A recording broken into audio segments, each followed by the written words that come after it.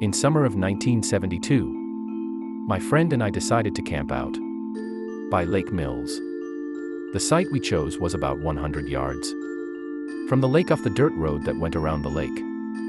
Someone had cut down some pine trees and nailed 2 sheets of plywood to them about 3 feet off the ground. We drove our supplies out in my dad's car and we went back to my house before the sun set. We rode my 1972 Honda 350 to the site. We had a large fire pit about 4 feet across and we had a big fire going. The structure was about 20 feet from the fire. My motorcycle was parked on the center stand another 15 feet to the other side of the fire. We stayed up quite late cooking, listening to the radio and talking. We stoked the fire up and went to bed around 2 a.m. At approximate 4 o'clock, I was awakened to the sounds of sticks breaking and brush being moved. Approximate 40 feet to my right, a creature came right out of the brush and walked right over to my bike.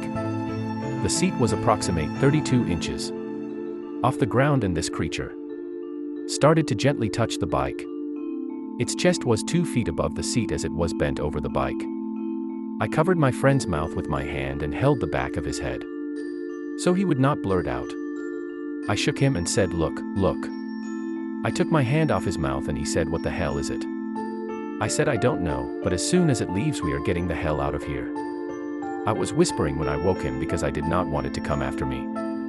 When it finished touching the bike, it stood up and walked straight off through thick brush. Branches were snapping and it just pushed growth aside like it was nothing. We waited about 10 minutes, then snuck over to the bike, took it off the stand and I hit the starter and we were gone. My dad was furious that I had left his stuff and demanded we go get it. We drove my dad's car back to get the stuff, but I would not get out of the car. I turned on the high beams and my friend got the stuff. I was terrified by this event. I to this day am reluctant to camp out. I still live in Florida and even when I am out at night in my yard relive that fear. The creature was covered in a slightly reddish-brown fur and I would estimate it was 8 feet tall approximate. Thank you for hearing my story.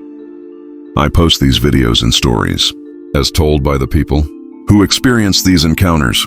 Please like, subscribe, and share. Hit that notification button so you don't miss new content. Thank you for watching my videos.